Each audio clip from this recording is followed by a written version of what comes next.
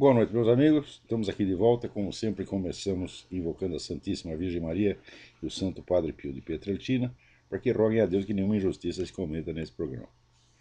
Quero lembrar vocês que de 23 a 28 de maio eu vou proferir aqui em Colonial Heights, Virgínia, o curso Metafísica, a Estrutura do Ser, em 6 aulas. Informações e inscrições com o senhor Eduí Ferro, eduí com y.ferro, @uol.com.br, ou pelos telefones 041 3527 0987 ou 041 9974 4443. Desta vez, os que vierem terão a opção de hospedar-se na casa da professora Margarita Noyes em vez de ir num hotel, o que, portanto, vai sair muito mais em conta. Dentro de alguns dias eu colocarei no meu site as instruções para isso.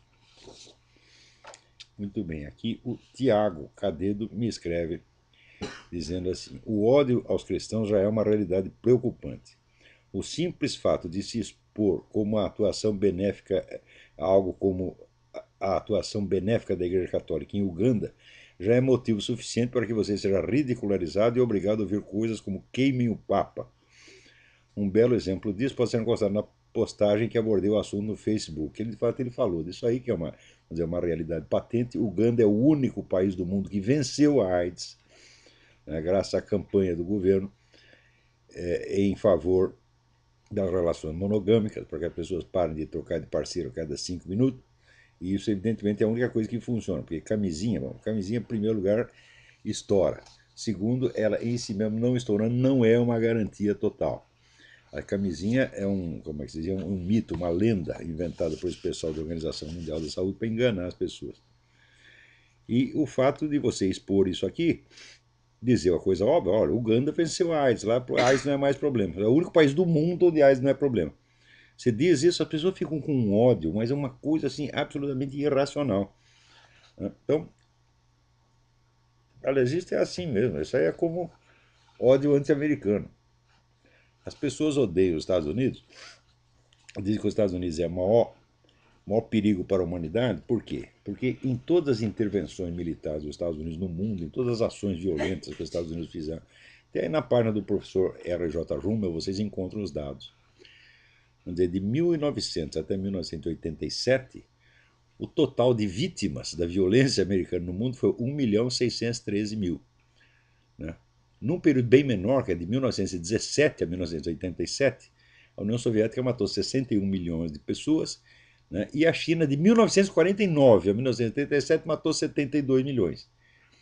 Né? De modo que, se você for fazer a escala, né, entre os, vamos dizer, os inimigos mais perigosos da espécie humana, então, em primeiríssimo lugar vem a China, em segundo lugar vem a Rússia, e em centésimo lugar vem os Estados Unidos.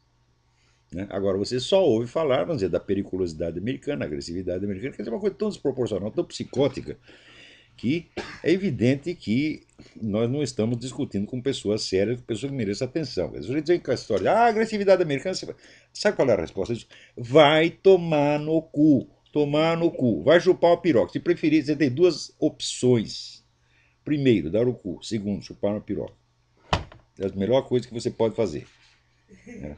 Para isso você tem capacidade. Esperamos que tenha, pelo menos.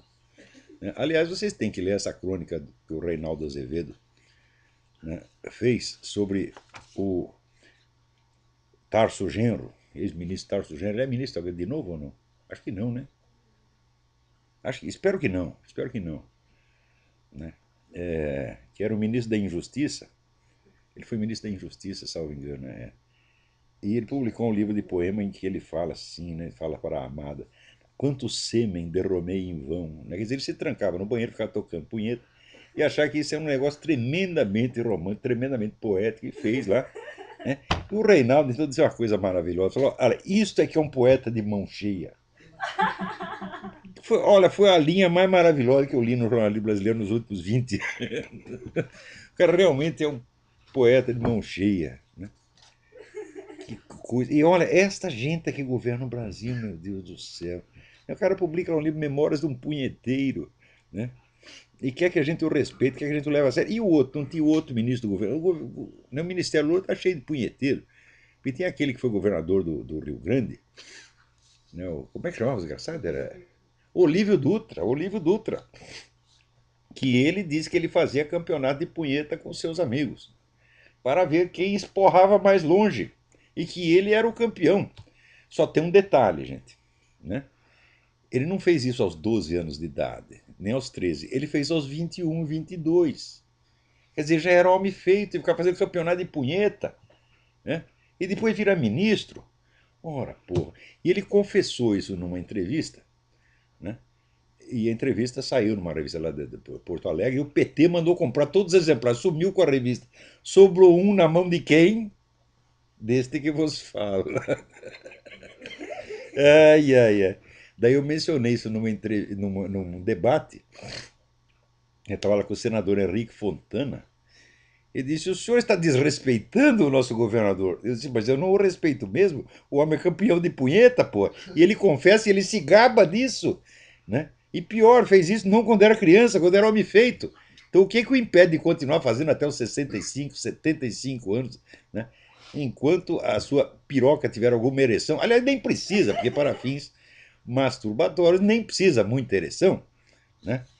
É como a história do português que foi na farmácia e disse: por favor, meu amigo, eu preciso de meio comprimido de Viagra. Daí o farmacêutico disse: mas, meu amigo, o senhor com meio comprimido de Viagra, o senhor não vai comer ninguém? Ele disse: não, mas não é para comer ninguém, não, é só para tocar uma punhetinha. Então, isso aí, né? É exatamente a mesma coisa que o Olívio Dutra. Comia lá o seu meio comprimido de Viagra e participava do campeonato, né? Aqui, o Antônio Carlos Ranauro Cosolino diz: acordei hoje com vontade de elogiar esse belo trabalho que você faz. Muito obrigado. Sei que você não tem tempo para responder os e-mails, mas você pode falar sobre o amor divino e a importância dele para se compreender a obra de Deus por participação. Bom, Antônio Carlos, é o seguinte: a primeira coisa, se você observar todas as discussões públicas a respeito de se Deus existe ou não existe, você vai ver que, em geral, as pessoas tratam de Deus como se fosse um objeto que você pode conhecer. Não é isso?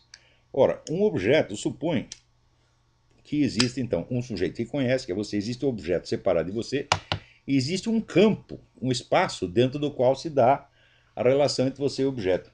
Mas acontece o seguinte, que quando se trata de Deus, não existe esse campo. Deus é o próprio campo, é a realidade suprema, portanto, abrange todos os objetos, portanto, ele não pode virar um objeto de maneira alguma. Então, a maneira de conhecer Deus não é como um objeto discutindo, quem fez o mundo, existe uma causa primeira, tudo isso aí vamos dizer, é assunto para o Olívio Dutra, tá entendendo? É campeonato punheta. Tá certo? O verdadeiro modo de conhecer a Deus é você se abrir para o amor divino e ver o que acontece. Você vai conhecer Deus não como um objeto, mas como uma pessoa que age. E você, na verdade, você não conhece pessoa alguma como objeto. Porque conhecer um objeto é conhecer a essência dele, conhecer as suas possibilidades de manifestação e dominar intelectualmente a possível conduta do objeto. Por exemplo, se é um gato, você sabe que ele vai miar e não vai sair falando alemão, por exemplo, né? Se é uma galinha, você sabe que ela vai botar ovo e não vai dar leite. E assim por diante. Quer dizer, você conhece a conduta do objeto, você pode controlá-la. No caso de uma pessoa, não é assim que você conhece uma pessoa. Você não tem comando total sobre uma pessoa. Você não sabe tudo o que ela vai fazer. Tá certo? Então, existe nela a liberdade. Na medida em que você vai captando as manifestações da liberdade da pessoa, você diz que a conhece. E você, em vez do controle intelectual da situação, você desenvolve com a pessoa uma relação de confiança. Confiança baseada no amor. É exatamente a mesma coisa com Deus. Então, o que você tem que fazer é o seguinte: pedir a Deus que se manifeste na sua vida. Vou te dar uma sugestão. Tem uma prece que Deus nunca deixa de atender. Nunca, nunca, nunca, nunca. Você reza assim: Deus, mostra que você me ama. Faça isso, insista um pouco. Você vai ver o que acontece. Acontece, gente, porque esse negócio do que você acha, o que você deixa de achar, essa doutrina, aquela doutrina, tudo isso não interessa. O que interessa é a ação de Deus no mundo. As doutrinas são só aquilo que nós, seres humanos, pudemos, com o nosso miserável cérebro, tá certo? Elaborar a respeito. E não é assim, não é através de doutrina que você vai conhecer a Deus. Você vai conhecer a Deus pela manifestação dele, assim como Cristo. Cristo o que que fez? Né? Ele ficou lá no céu escrevendo um livro sobre ele mesmo. Não, ele veio na terra. Pô, entende isso, né? Quer dizer, ele veio e agiu pessoalmente, quer dizer, ele mostrou a sua presença. Ele começou a fazer isso naquela época e está fazendo até agora, tá certo? E enquanto teve a presença física, era fácil de ver. Agora não tem a presença física, mas você pode pedir a presença, você pode pedir a manifestação da ação divina. Né? Se você não faz isso, então o cara que não faz isso está se recusando às condições mais elementares que tornariam essa experiência possível. Né? Então, o conhecimento, por assim dizer, experimental de Deus, qualquer pessoa pode ter, desde que cumpra as condições para ter a experiência. Se Deus é abrangente, se ele não é objeto que pode ser colocado fora de você, mas só pode conhecer, você só pode conhecê-lo como aquele imenso campo, tá certo, de amor e bondade, no qual você se inclui, que você está dentro dele. Então o que você tem que fazer? Você tem que pedir que esse amor, essa bondade se manifeste. Né? Então, se ele não manifestar, você fica aí pedindo 50 anos e Deus nada, nada, nada, né? Não faz nada para mostrar que te ama, então daí você pode dizer, olha, eu acho que Deus não existe. Agora, se você nunca tentou, o cara nunca foi lá, não quis saber, não quis ver, não quis aprender e diz Deus não existe, então é um filho da puta, tá entendendo? Não é para ligar porque esses caras dizem, são tudo teorias idiotas. Né? Então, o amor divino é o próprio Deus. Você tenta achar, por exemplo, uma explicação de por que você existe, uma justificativa de por que você existe. Eu já procurei uma justificativa para a minha existência, eu não encontro nenhuma, não tem mais nem meio motivo para eu existir. Somente o amor divino. Né?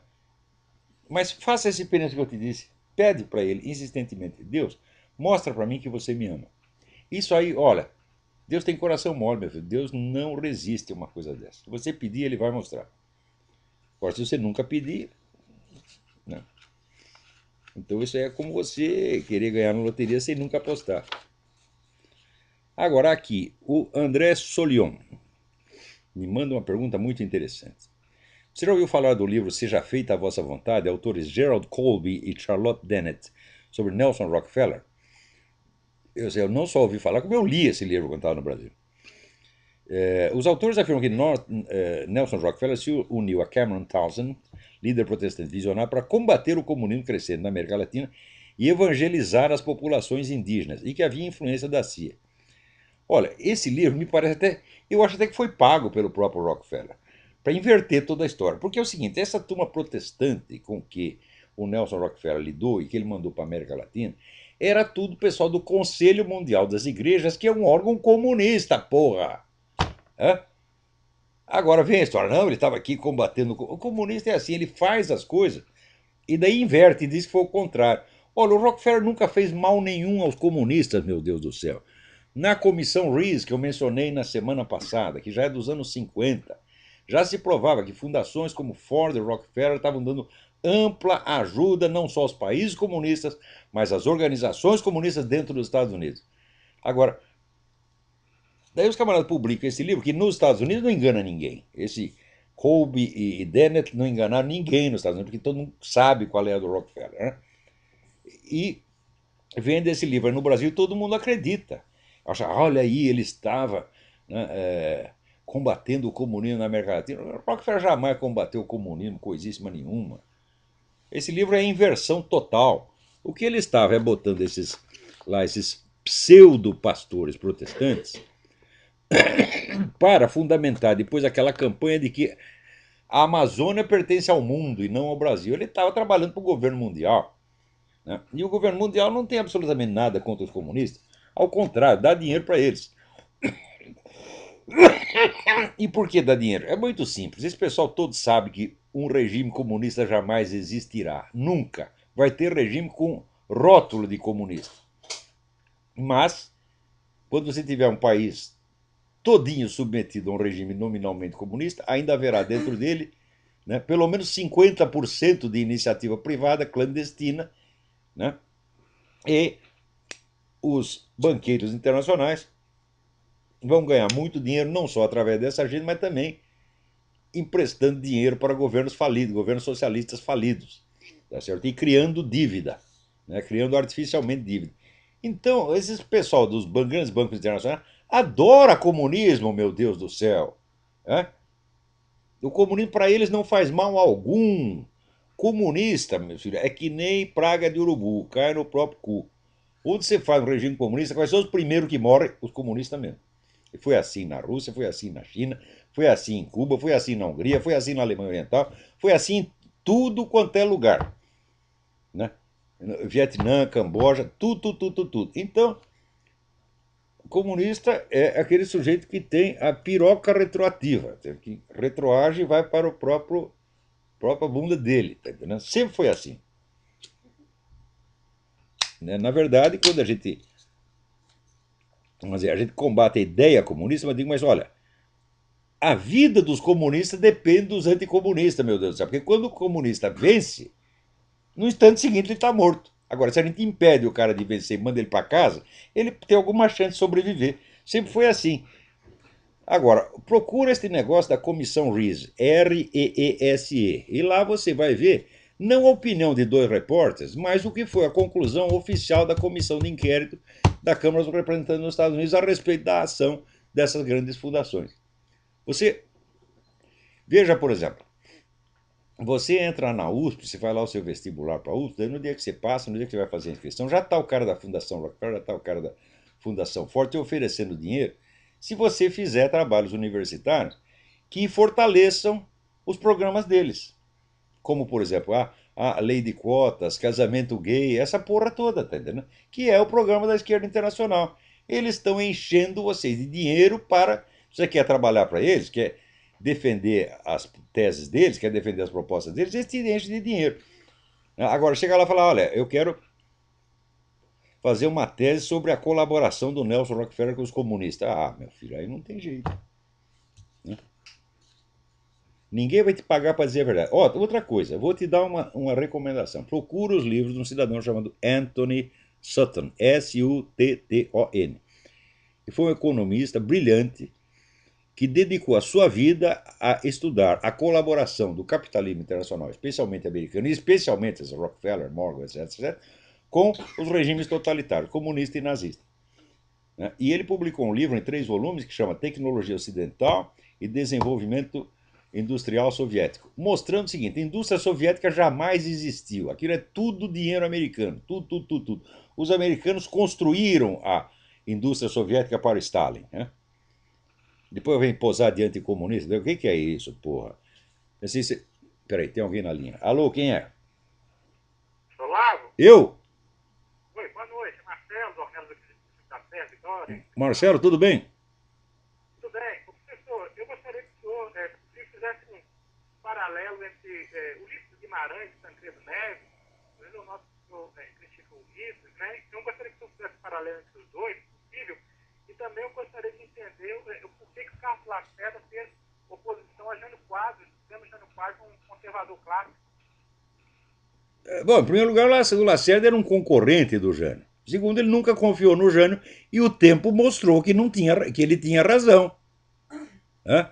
O Jânio era um cara egocêntrico, maluco, só pensava em poder pessoal. Quando viu que o poder dele tinha limite, decidiu encenar esta renúncia para dar um golpe e voltar com plenos poderes. Então, até a verdadeira vocação do cara é ditador. O Carlos Lacerda sempre percebeu isso e sempre combateu o cara com toda a razão. Quanto ao Tancredo Neves e Ulisses Guimarães, olha, sinceramente, eu jamais confiei em nenhum nem outro. Porque todo esse pessoal que veio da curriola getulista, e o Getúlio fundou 2 partidos. Ele fundou um partido dos pobres, que era o PTB, e o partido dos ricos, que era o PSD. Tá certo? De modo que todo mundo ficasse a favor dele. Né? É mais ou menos como hoje, você tem 2 partidos, 2 do mesmo lado. Tá certo? E o Getúlio inventou essa moda que corrompeu, parece que de uma vez para sempre, a política brasileira. Né? Quando caiu Getúlio, então apareceu, vamos dizer, a UDN, que era um partido conservador de direita, ao qual pertencia o Carlos Lacerda, ao qual pertenceu também o Jânio Quadros. Tá certo? E durante um breve período houve, então, um partido conservador no Brasil, que parecia ser uma alternativa a isso. E que, note bem, a tônica da UDN era essencialmente o combate à corrupção. Porque sempre que essa cambada getulista esteve no poder, meteram a mão em dinheiro público, que foi uma delícia. E depois, mais tarde, o pessoal comunista descobriu que combater a corrupção podia não só render dividendos, como podia esconder a própria corrupção deles. Você vê que na década de 90, qual foi o partido que mais combateu a corrupção? Foi o PT. Qual foi o partido que mais roubou? O próprio PT. Nunca na vida brasileira houve um fenômeno de roubalheira como o mensalão. É roubalheira oficializada. E também, olha, na história do mundo, se você perguntar assim, houve algum governo no mundo que comprou o parlamento inteiro? Nunca. Só no Brasil. E isto feito pelos caras que mais combatiam a corrupção. Você vê aqueles discursos que o Zé Dirceu, o Genuíno, Mercadante faziam nas CPIs, né? Que eles diziam assim, não, a empresa tal criou um Estado dentro do Estado. Quem está criando o Estado dentro do Estado era o PT mesmo. O que é o mensalão se ele é um Estado dentro do Estado? Então eles usavam, vamos dizer, a mesma retórica que se aplicaria a eles, vamos dizer, literalmente e milimetricamente, eles usavam como figura de linguagem para, vamos dizer, acusar o próximo. Exatamente como Rússia e China fazem com os Estados Unidos. Né? A Rússia vai lá, mata 61 milhões de pessoas e diz que o maior flagelo da humanidade é os Estados Unidos. Oh, mas que filha da puta, meu Deus do céu. Quem é que pode levar essas pessoas a sério por um minuto que seja? Agora acontece o seguinte: eles sabem que eles estão mentindo, eles sabem que a força da realidade está contra eles e por isso mesmo é que eles ficam tão inflamados e tão entusiasmados. Como a realidade está contra, então você tem que criar uma segunda realidade por meio de palavras, de jogo de retórica, de propaganda, de ênfase, né, de histrionismo, se mostrar muito ofendido, muito magoado, muito injustiçado, muito indignado. Quer dizer, toda a encenação, todo o aparato, todo o maquinário emocional é usado para quê? Para substituir a realidade, meu Deus do céu. Porque se você for ver, não quem tem o melhor jogo de cena, mas quem está com a realidade na mão, então você vê quem matou mais, quem matou menos, porra. Né? Então, agora, quanto ao doutor Ulisses, ele é autor desta merda, dessa Constituição de 1988. Ele não, porque né, até o Nelson Jobim meteu a mão e botou lá 2 artigos que não foram sequer votados. Isso também é outro fato inédito na história do mundo. Quer dizer, tem 2 artigos na Constituição que ninguém viu. O sujeito, na calada da noite, foi lá, rabiscou e meteu lá dentro, não avisou ninguém. Quando a pessoa percebeu, já tinha passado anos. Né? Você está vendo por que eu digo que o Obama é um político brasileiro? O Obama foi aí, vocês deviam segurar ele aí, porque ele é, mas sem dúvida, o Obama é brasileiro.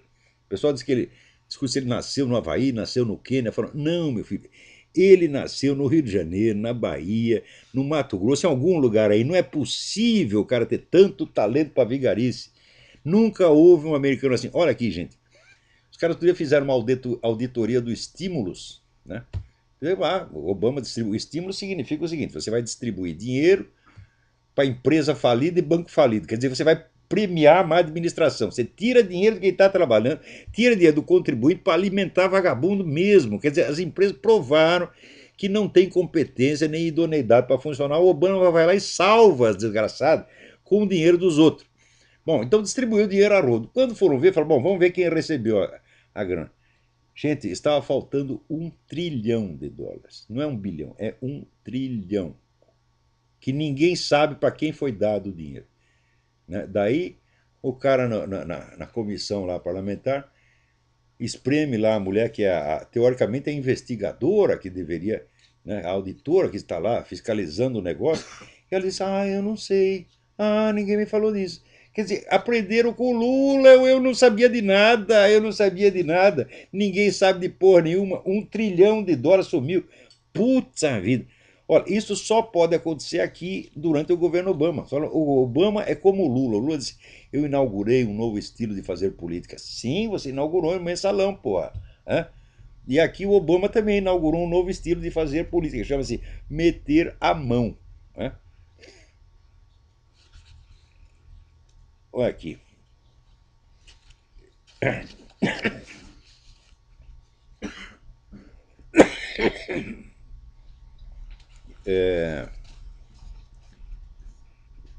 Aqui, uma mulher morreu nessa quarta-feira na explosão de uma bomba em um ponto de ônibus em Jerusalém. O ataque deixou ao menos 25 feridos, segundo a polícia israelense. Olha, essas coisas lá em Israel não param de acontecer. Não param. É todo dia, todo dia, todo dia. E o pessoal vem dizer, não, são os israelenses que são os agressores. Eu digo, mas que caça de agressão é essa? Hein? A agressão consiste em você, né, levar uma bomba no ônibus. É isso que eles estão fazendo? É todo dia ter atentado. Aqueles foguetes, os caras não param de jogar foguete o tempo todo.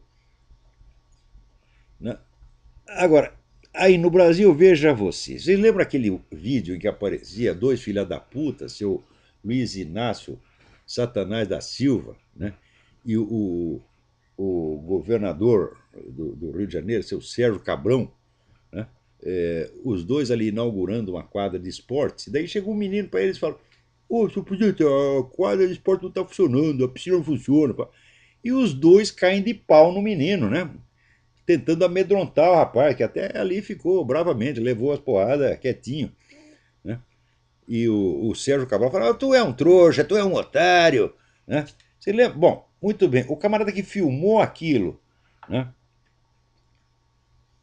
levou 2 tiros hoje de manhã, lá no Rio de Janeiro, aqui. Blogueiro Ricardo Gama, 40 anos, foi baleado na manhã dessa quarta-feira na travessa Moacir de Eriquim, que liga a rua Santa Clara ao bairro Peixoto, em Copacabana. Ele não morreu, não, sobreviveu e está lúcido, né? Então vamos ver o que ele vai contar depois. Mas, ora, será que tem alguma relação entre uma coisa e outra? Eu acho que sim, é bem provável que sim. Porque se o cara filmou aquilo, ele está sabendo daquilo, ele está sabendo de muito mais outras coisas. Então, claro que no Brasil você não precisa mandar um agente policial matar os caras. Não, você pede para os caras do Comando Vermelho, pede para o cara do PCC, pede para qualquer narcotraficante. Né? Uma vez eu tive uma briga com os caras, o cara estava ameaçando me matar. Chegou um sujeito para mim e disse: Olha, ô doutor, nós damos um jeito nisso aí, só dá R$ 50, a gente mata o desgraçado e queima ele com um pneu. Eu falei: Não, não, não, não precisa não, não precisa não, muito obrigado, muito obrigado. Né? Rejeitei a generosa oferta, mas poderia ter queimado meus inimigos dentro de um pneu e eles desapareceriam. Então, não precisa fazer violência oficial, você não precisa estar KGB, você tem coisa melhor, você tem os bandidos que estão. Veja, o pessoal dessas quadrilhas brasileiras são tudo amiguinho das Farc, o qual é amiguinho do governo. Pronto. Vai lá, tudo se resolve no Foro de São Paulo. Então, o assassinato político camuflado é a coisa mais fácil de se fazer no Brasil. Não digo que foi feito, mas é uma possibilidade bastante razoável. Agora, eu estava falando do Obama. Então, pela primeira vez, decidiram fazer uma pesquisa, não pesquisa jornalística, decidiram fazer uma pesquisa científica com todo o controle, né, para ver o seguinte. Você sabe que o Obama chegou lá na presidência sem ninguém saber quem ele é. Né? Ele não mostra os documentos, escondeu todos os documentos. Né? O Estado do Havaí chegou a fazer uma lei que proíbe as pessoas de investigar a certidão de nascimento. Né? Então, o bloqueio geral com a ajuda de toda a mídia, que a mídia pertence justamente a esse pessoal globalista, né? Os Rockefellers e Morgans, etc, etc. Então, como são todos aliados do Obama, então fizeram um cerco para que ninguém soubesse de nada e não pudesse investigar. Né? E no começo, quem exigia esses documentos era chamado de louco, de tarado, de teórico da conspiração, etc. A mídia inteira caía de pau. Bom, aos poucos, a população americana foi percebendo que o problema ali era sério. Eu, durante a eleição, sinceramente, eu achava que o problema da certidão de nascimento dos documentos era o único problema que deveria ter sido discutido. Por quê? Porque a identidade do candidato é uma preliminar à eleição. Então, é como num processo. Antes de você discutir o conteúdo do processo, a matéria do processo, tem que discutir as preliminares. Quer dizer, se a coisa foi apresentada no prazo, se atende às exigências formais. Então, a identidade do candidato é uma condição formal para que ele possa se apresentar à eleição. Se o cara não preenche essas condições, então para que discutir as ideias dele se a candidatura mesmo é ilegítima? Eu achava isso e até escrevi isso aqui, e muita gente, inclusive conservadores, né, achava que estava completamente errado. Não, isso não tem a mais mínima importância, onde já se viu, é claro que o sujeito nasceu no Havaí, é claro por quê. Né? Cadê a prova? Não está nada claro. Né? E mesmo que ele tenha nascido, que ele nascesse na ponta do obelisco em Washington. Ele tem a obrigação de apresentar os documentos. Por quê? Porque o seu adversário, o John McCain, apresentou 1000 páginas de documento, então logo foi pedido. Quer dizer, a biografia do John McCain estava totalmente transparente e a do Obama totalmente opaca e ninguém pode fazer pergunta. Então, agora o pessoal do WorldNet dele contratou uma firma para fazer uma pesquisa científica mesmo. Quer dizer, o Ansel Strategies, que é uma firma de muito prestígio aqui, para fazer. Vamos ver o que os americanos estão pensando disso. Vamos ver se eles confiam na identidade do Obama. Sabe o que eles descobriram? Somente 9% dos americanos acredita que o Obama apresentou condições que provavam a legitimidade da sua candidatura. 91% dos americanos não acreditam que o Obama é quem ele diz que é. Ou pelo menos não acreditam que ele provou. Isso é a coisa mais séria da história americana. Porque você colocar lá um sujeito desconhecido, que ainda tem uma história toda suspeita, é um sujeito que fez a carreira dele com o dinheiro dos árabes. Né? Os árabes financiaram toda a carreira universitária dele, sem dizer por quê. E você acha que fizeram isso só por caridade? Oh, meu Deus do céu. Quem é que vai ajudar político por caridade? Você pode ajudar o pobrezinho que está lá na rua, tá? Mas o garoto que ainda tem ambição política, você não vai ajudar ele a subir na vida por nada, né? Então, não quiseram levar a sério este problema da certidão de nascimento e, aliás, se concentravam, levavam a discussão para isso. Obama nasceu no Havaí ou não nasceu no Havaí? Mas claro que o problema não é esse. O problema é que ele tem que apresentar os documentos, não importa onde ele nasceu. Né? Ele não pode ser um presidente secreto, porra. Né? E olha, agora a coisa, vamos dizer, a desconfiança, o ambiente de desconfiança nisso cresceu a tal ponto que 91% dos americanos não acreditam que ele provou a sua legitimidade de candidato. Então, isto é bom que eles tenham percebido isso, mas teria sido melhor que quem percebesse isso fosse o John McCain na eleição. Né? Quer dizer, quando teve eleição aqui, depois eu publiquei até um negócio chamado Ask John McCain. Né? Pergunta para o John McCain por que ele não perguntou isso, isso e isso. Se ele está vendo que ele apresentou. Você vai lá, você apresenta lealmente os seus documentos e o outro não apresenta nada, como é que você não protesta? Como é que você aceita o jogo de carta marcada? É mesmo assim, você sobe vai estar numa luta de boxe, você vê o outro subir e botar uma ferradura dentro da luva e você não reclama. Né? E depois você perde a eleição, perde a briga e ainda diz que foi, né, o outro venceu lealmente. Ora, então você está colaborando, né, colaborando com um adversário desleal. Por que o John McCain fez isso? Por covardia? Por burrice? Porque levou algum dinheiro? Não sei. Não sei e quer saber? Jamais saberemos. A não ser que o John McCain, quando estiver com 153 anos, escreva um livro de memórias e decida contar a verdade. Peraí, tem alguém aí na linha. Alô, quem é? Alô? Alô, quem é? Gustavo? Gustavo, tudo bem? Tudo bom? E você? Tudo certinho, diga. Eu quero falar do prefeito do Rio de Janeiro, que às vezes a gente fala do governador, Sérgio Cabral, só que a gente esquece do prefeito também, que pode estar envolvido junto com o Sérgio Cabral nessa malandragem Putz a que vida. está acontecendo no Rio de Janeiro. Olha, eu morei no Rio de Janeiro 12 anos. Conheço a história do Rio de Janeiro. Olha, desde o Carlos Lacerda, os carioca nunca votaram certo. Nunca, nunca, nunca. Só vota em picareta, só vota em ladrão, só vota em comunista. É uma merda, viu? É um povo tão inteligente, tão simpático, mas chega na hora da política só faz besteira. Diga aí, quem é o cara? Não, o cara é o prefeito, é o prefeito atual do Eduardo Paes.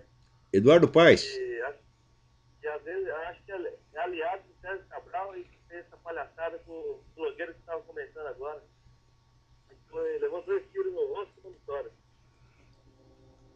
Então, é bem possível que tenha político metido nisso. Não digo que seja Eduardo Paes, mas olha, havia muito interesse em eliminar esse rapaz, que estava fazendo um belo trabalho, rapaz corajoso, merece todo o nosso respeito. Agora, não tem como a gente querer falar do Rio de Janeiro se o governador pode estar metido nisso. Imagina um deputado estadual ou federal. Como que a gente vai ter uma solução para o estado do Rio de Janeiro? Você vê eu acho que não tem mais. Não é que não tem solução para o Rio de Janeiro, não tem solução para o Brasil. O Brasil escolheu o seu caminho, né? E o caminho é para baixo, né? Então, durante um tempinho, parece ter um alívio por causa dos investimentos estrangeiros, mas logo isso vai acabar.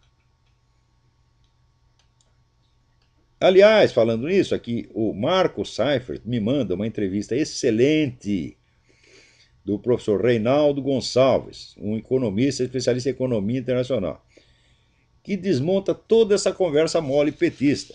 Ah, o Brasil está crescendo tanto. Ele mostra o seguinte: o crescimento do Brasil foi menor do que o crescimento médio do mundo. O Brasil cresceu 4%, o mundo cresce 4,4%. Quer dizer, já ficou na rabeira. E assim por diante, né? Então, olha, a entrevista saiu no Correio Brasiliense do domingo, dia 20 de março. Reinaldo Gonçalves. Não deixem de ler, isso é muito interessante. Eu não posso reproduzir aqui porque a coisa é muito comprida. Mas não deixem de ler. Muito esclarecedor. Peraí, tem mais alguém na linha. Alô, quem é? Alô? Oi, professora. Carlos do Rio, tudo bem? Carlos, tudo bem? Tudo bem. Professor, não sei se o senhor lembra, eu liguei para o senhor ainda antes da ocupação do Alemão e falei que seria feito um acordo para a fuga dos principais chefes. E foi feito mesmo, né? E isso não ocorreu. Não ocorreu? E o que acontece? Eles fugiram. O Ricardo Gama, hoje, existe duas grandes perguntas no Rio de Janeiro. A primeira pergunta é: onde eles foram parar? Como eles conseguiram fugir do cerco?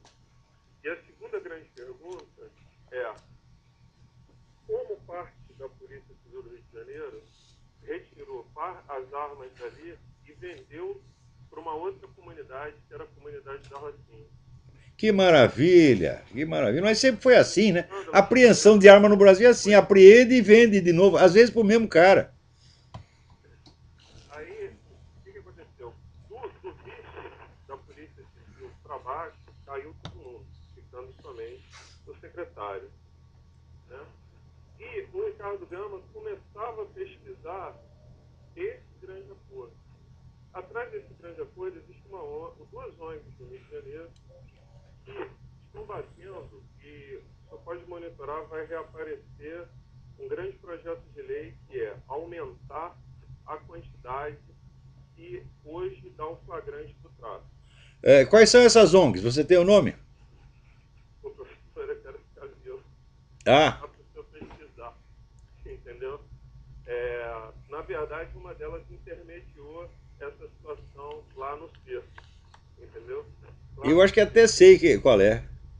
Você vai pesquisar isso, vai levantar, eu estou passando uma coisa. Então, esse projeto de lei, ele tem que ser aprovado, o pessoal da Nova Ordem está louco, de qualquer maneira, porque ele legaliza que se ande com um número, uma quantidade maior, seja de maconha, seja de cocaína, e aí você tem uma pulverização no tráfico sem poder prender as pessoas. O PT já apresentou esse projeto 2 vezes na Câmara Federal e ele vai ser disfarçado agora. Atrás disso aí, atrás dessas duas informações, da tentativa de assassinato do Ricardo Gama. Meu Deus do céu. Olha, você está dando informações Milhões de dólares, importantíssimas. nós falamos de uma cidade turística, nós estamos falando de dinheiro de uma grande empresa.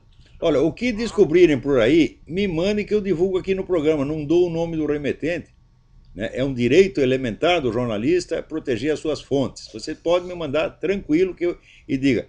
Se disser, ó, não menciono meu nome, eu não menciono o nome de ninguém, mas pode mandar a informação que eu digo aqui. Não tenho nada a perder, tô velho mesmo. Vocês me mataram, morrer depois de velho, qual é a vantagem? A toque de caixa, entende? Porque não tem como parar essa indústria. Eles são sócios da indústria, não tem como parar essa indústria. Então, eles vão aumentar a quantidade que o usuário, teoricamente, pode ter, e todo traficante vai passar por usuário. Eles vão passar a trabalhar com quantidades menores e vão poder circular a cidade. Quando for feito flagrante, ele é só um usuário. Olha, o narcotráfico é essencial para a subsistência da esquerda latino-americana inteira. Se você, por um lado, você vê o que está acontecendo localmente no Rio de Janeiro, por outro lado, você acompanha E a parceria desses partidos de esquerda com as Farc no quadro do Foro de São Paulo, você pega o quadro inteiro. Né? O narcotráfico está no poder. Exatamente. Do outro lado, né, se reativa aqui uma CPI das armas e se reativa no Congresso Federal, eles são todos articulados a proibição de que a gente compre arma, mas lá... Claro, só pode ter arma os traficantes e a turma do PT, porra. Esse é exatamente o esquema que o Hitler fez na Alemanha. Né? Você tira as armas, primeiro você tira as armas do judeu. Né? Depois você tira do cidadão comum. Então, para obter arma é só mostrando uma carteirinha do partido. É o que eles vão fazer no Brasil, já estão fazendo. Exatamente. Então, eu vou até mandar, mas monitora, porque essa lei vai reaparecer disfarçado ou não. Eu vou ficar atento, mas você está aí, eu estou aqui, eu estou longe. Então, me mande por e-mail. Né? Me mande para né, olavo@olavodecarvalho.org. Diferencia, porque o que diferencia o usuário do traficante é uma quantidade. É a quantidade, é claro. Quando ele é preso, vai para o instituto, o que foi preso, é feito um relatório técnico e aquilo faz a diferença.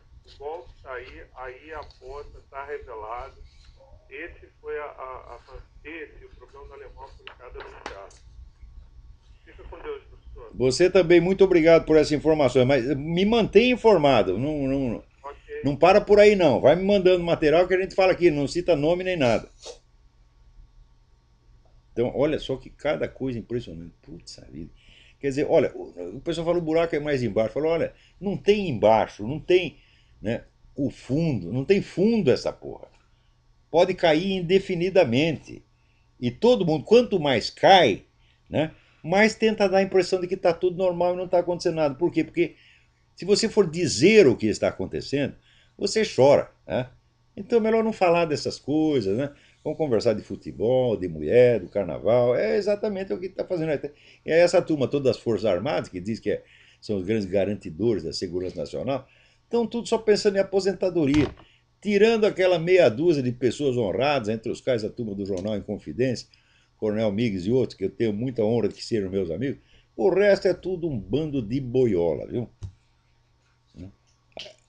Alô, tem mais alguém aí na linha? Quem é? Alô? Sumiu. Tem mais outro, vamos lá.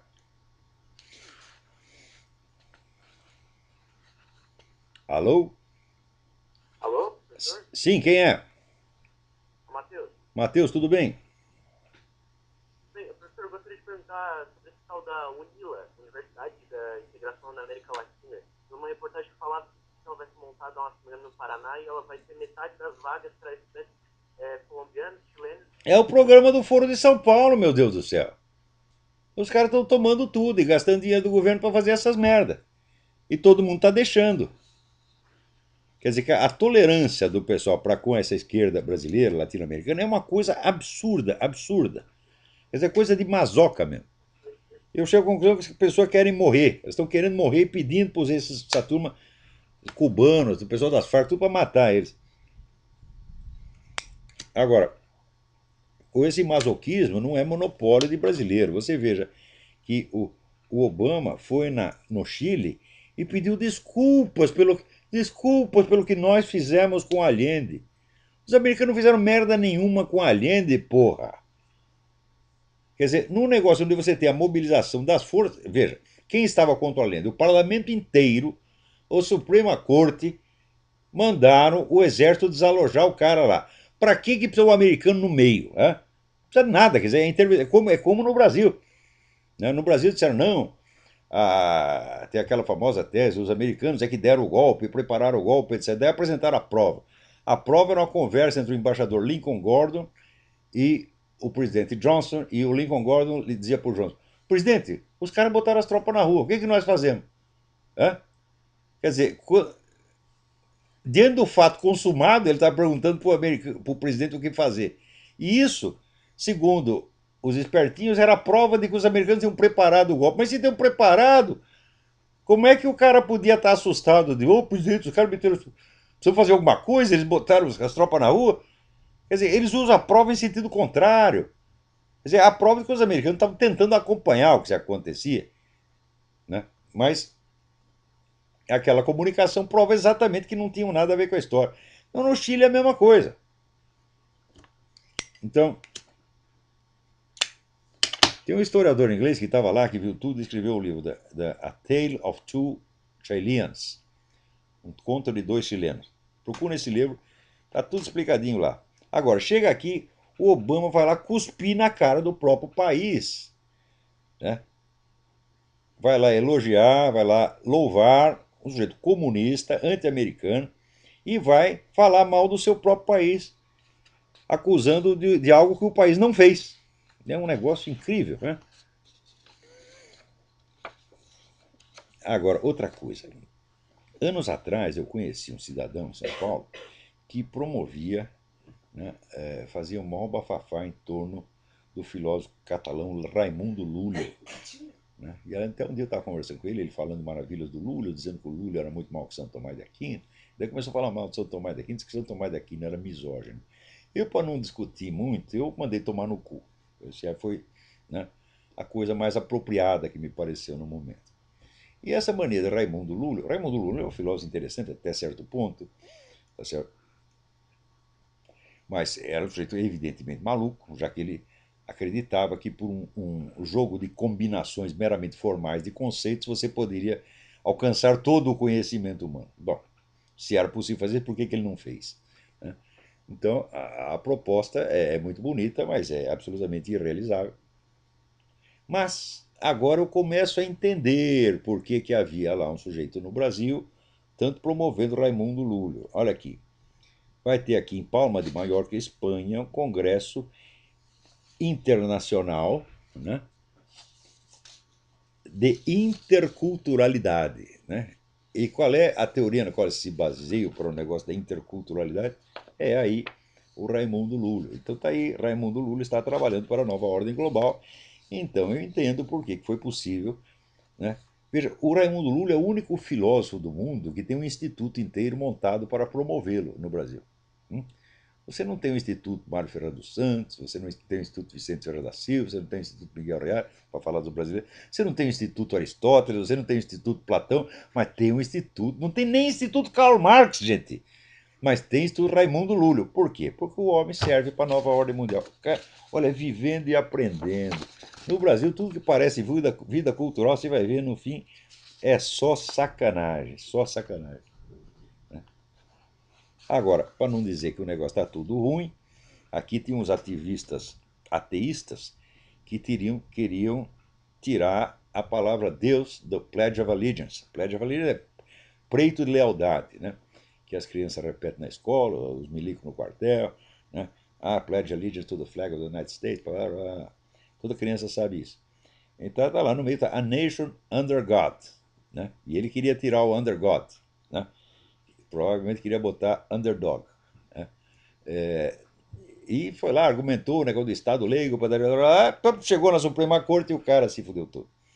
Porque a Suprema Corte diz, olha, o simples fato de você colocar a palavra under God não quer dizer que você está estabelecendo uma religião. Hein? Especialmente se você não está estabelecendo uma religião em particular. Então a queixa não funciona. Então o cara se ferrou e ele botou um aviso na internet de que ele não vai recorrer por razões que é melhor não divulgar. Vai saber que razões são essas. Então, essa briga aí pelo menos terminou. O Pledge of Allegiance vai continuar do jeito que está. Né? Agora aqui, Fernando Henrique Cardoso diz, os Estados Unidos não tem mais como impor nada para o mundo. Olha, eu acho que você tem razão, Fernando Henrique, porque com este bosta na presidência, o que vai dar para fazer?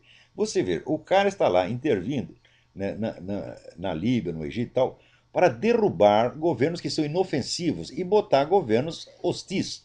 O Mubarak era um aliado dos Estados Unidos. O, o outro lá, o Gaddafi era um inimigo, mas era um inimigo inócuo, porque desde que o Ronald Reagan mandou jogar aquelas bombas lá, o Gaddafi ficou quietinho, rapaz, parecia um poste, não falava nada, nada, nada, nada. Então o Gaddafi está desativado, não oferecia nenhum perigo para os Estados Unidos. Agora vamos botar a fraternidade islâmica no poder nesses dois países, e mais não sei quantos, né, que que é, vamos dizer, a organização que coordena todo o anti-americanismo da região. Isso é o que o Obama está fazendo.